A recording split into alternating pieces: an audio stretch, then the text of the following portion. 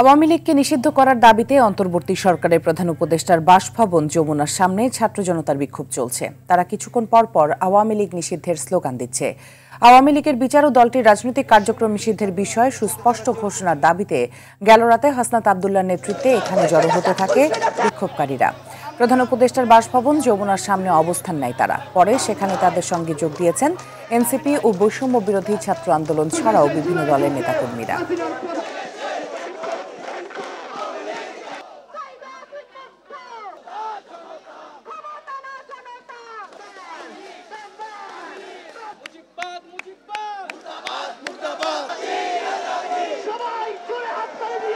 হয় আপনাকে আওয়ামী লীগকে নিষিদ্ধ করতে হবে অথবা প্রধান উপদেষ্টাকে এখানে এসে জানাতে হবে যে আসলে তাদের পরিকল্পনাটা কি। আমরা চাই বাংলাদেশে যে সন্ত্রাস বিরোধী আইন আছে সে আইনে আওয়ামী লীগকে সন্ত্রাসী সংগঠন হিসেবে ঘোষণা দিয়ে আওয়ামী লীগকে নিষিদ্ধ করা হোক। দলগতভাবে বিচারের যে ধারা সেটা যেন যুক্ত করে আওয়ামী লীগকে বিচারের আওতায় নিয়ে আসা হয়। দর্শক, এই মুহূর্তে প্রধান উপদেষ্টা সরকারি বাসভবন যমুনার সামনে থেকে যোগ দিচ্ছেন সহকর্মী সাকিবুর রহমান। সাকিব, এখন কি অবস্থা দেখছেন, আর এই বিক্ষোভ ও অবস্থান থেকে তারা কি আরো কোনো কর্মসূচি দিতে পারে কিনা জানাবেন।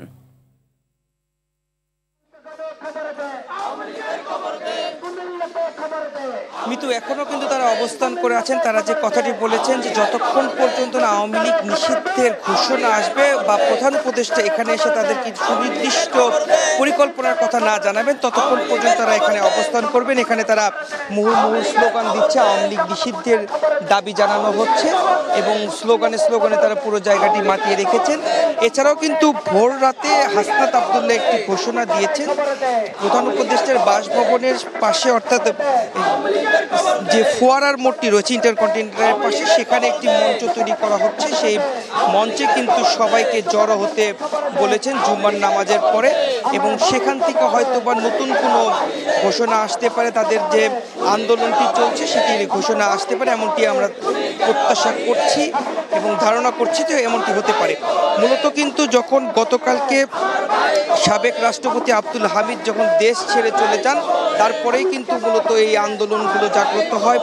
সন্ধ্যায় হাসনাত আবদুল্লাহ তার ফেসবুক পোস্টে এখানে সবাইকে জড়ো হতে বলেন প্রধান উপদেষ্টার বাসভবনের সামনে। এরপর থেকে কিন্তু এনসিপি সহ বৈষম্য বিরোধী ছাত্র আন্দোলনের সঙ্গে জড়িত যারা ছিলেন তারা এখানে আসেন এবং তারা তাদের সঙ্গে একাত্মতা প্রকাশ করে অবস্থান নিচ্ছেন এবং তারা জানিয়েছেন যে আওয়ামী লীগকে নিষিদ্ধ করতে হবে। তারা যে সন্ত্রাসী কর্মকাণ্ড চালিয়েছে জুলাইয়ে, সেই জুলাইয়ের জন্য তাদেরকে সন্ত্রাসী দল হিসেবে আখ্যায়িত করে তাদের নিষিদ্ধ করতে হবে, তাদের রাজনীতি বন্ধ করতে হবে।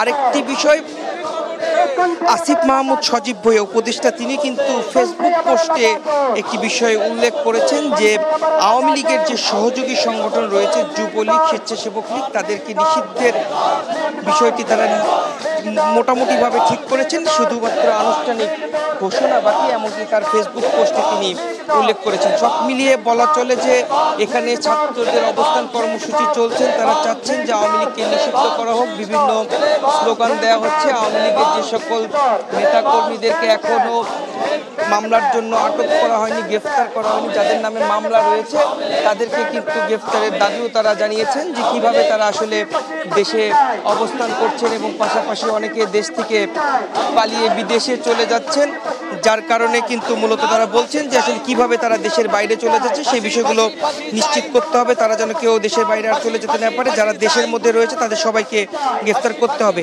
এই মূলত দাবি ছিল। পরবর্তী সংবাদে হয়তো বা তাদের নতুন কোনো কর্মসূচি বা নতুন কোনো ঘোষণা আসলে সেটি আপনার মাধ্যমে দর্শকদেরকে জানিয়ে দিতে পারবো। মিতু। সাকিব, অসংখ্য ধন্যবাদ আপনাকে আমাদের সাথে যুক্ত হবার জন্য।